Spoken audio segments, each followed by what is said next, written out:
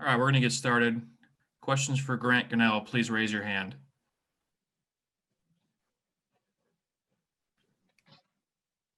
We'll start with Michael Lev. Hey, Grant. You guys obviously struggled through the first three quarters. Things kind of loosened up in the fourth. How would you compare, kind of what happened in those first three periods to what you were able to do in the fourth? As far as me, I just loosened up. I was uptight looking at the D-line through the first three quarters, and that kind of screwed us as offense as a whole. And that's on me. So that's probably what changed the most. Did they show you any looks in the secondary that you weren't expecting, or what were you seeing out there when you were looking downfield earlier in the game? They showed us exactly what we thought we were going to see. I mean, we thought we'd see a little more split safety, but that was the coverages we thought we were going to see, and we saw them. Sure. And given how competitive you guys were against USC, are you surprised that the game transpired the way that it did tonight? Yeah, yes, sir, we are. What were you expecting coming in? We were expecting to win. We don't want to lose. We don't want to be blown out. We're expecting to win, and we thought we were going to win. We're prepared like we were going to win, and we need to win. So sucks because we want to win. We're expecting to win. We thought we were going to win. Prepared like we were going to win, and we lose. So. Thank you. Alec White, next question. Yeah, I'm just curious what you think was kind of building off of what Michael Lev asked. Just what was the reason you think that the offense in that the first half especially didn't just look out of rhythm? Was there something that Washington did that you guys weren't expecting? It just seemed like things seemed out of sync, missing a couple throws that you usually are able to connect with guys on. Yeah, I mean, we just couldn't get that. We'd get the first down, and then we would stall. It was that second first down we couldn't get. And I was looking, like I said, I was looking at the D-line. I was worrying about pressure, and that screwed us as offense because I wasn't stepping in my throws. I was fading away. And it would stall our drives every time. And then on a positive side, what was it like in that fourth quarter to see Majon Wright and then Michael Wiley both get their first collegiate touchdowns? I'm happy for them. They're working their tail off. They're great players. They're D1 players, and they get their first touchdown. They're excited. It sucks, a loss and everything, but I'm excited for them. They deserve it. Seems like Majon's a really talented athlete. What do you like about being able to throw the ball to him? His drive as a football player. He's a football player. He's not some guy that's out there to be on the camera or anything. He wants to be on the field catching balls. He's a player. He's a dog. He's gonna get in your face. He's gonna beat you off press and stuff like that. That's what's impressed me the most. Thank you. Sure. Justin Spears, next question. Grant, I know you were here last year, but have you experienced a stretch like this where you're just kind of losing games? No, sir. Not in my whole football career up until college. I have not. I don't think I've ever lost more than 2 games in the season. So this is my first time going through this, and we're doing everything we can. We're pushing. We want to win, and I'm telling you, we're gonna win. It's falling into place, and it's just gonna happen. When it does, it's gonna click. And how do you just kind of keep the guys motivated? I know it's a process, but how do you just kind of, as a quarterback, how do you manage to keep everybody together during these growing pains?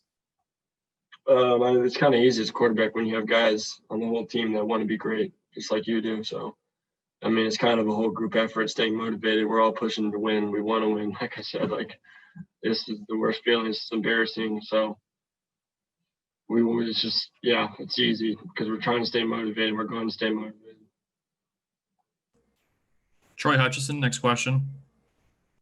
Grant, although you guys started off slowly in the fourth quarter, you guys were able to score 27 points. Is there a lot of positives you can take from that moving forward?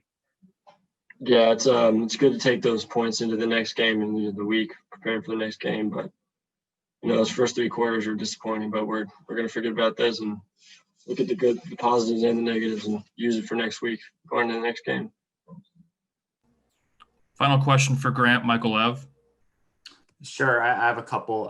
In a situation like that, do you want to stay in the game and try to put something positive together to kind of, like you said, generate some momentum for the following week?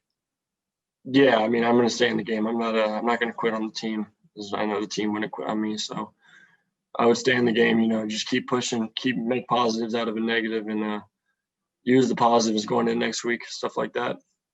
You had mentioned during the preseason about kind of shaking off bad plays, always sort of trying to maintain a positive demeanor. The cameras on TV showed you looking kind of frustrated at times. Is that something that you feel like you still maybe need to work on? Yeah, always. Yes, sir. I mean, I was mostly just frustrated with myself. I wasn't playing how I need to play. I was worrying about things I didn't need to be worried about. I was not making the throws. So yeah, I was 100% just frustrated with myself, and I need to work on that. I need to play the next play. Thank you, Grant. Sir.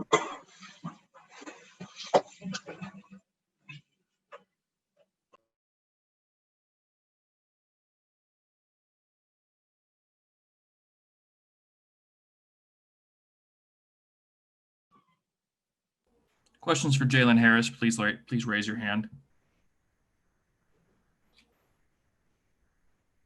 Start with Michael Lev. Jalen, given all of the discussion during the week about Washington running the ball, the coach wearing a hat that said run the damn ball, did you kind of expect them to maybe do some play action like they did early in that game, given all of that talk? Yeah, we expected it. We thought they would change it up a little bit because they wanted to run first. So we knew they'd probably be thinking we were preparing for that. And so they would show play action. We just got to do our job. Sure. How would you summarize Coach Sumlin's message to the team in the locker room after the game? I would just say he was very positive that we have to build on this, take the positives, and remember how this feels, and just build on it. And we need to be prepared better and become better. Sure. What do you think are the positives come out of a game like this? As far as defense, I'd say the beginning of the game, I think we stopped the run. So I think we did a good job of that. But other than that, we just need to focus on our job and play hard. Sure. There have been a couple times this year where you've been really close to a sack. Anthony Pandy came really close to a sack. What do you think it's going to take for you guys to take that next step and actually finish those plays? I would say just know what's coming and be more ready. And one step away, that's the difference between a second. So we just got to be focused and keyed in on what we're supposed to do. Thank you. Next question, Justin Spears. As a guy who's a leader on this defense, how do you get everyone to stay together when the score gets out of hand like that?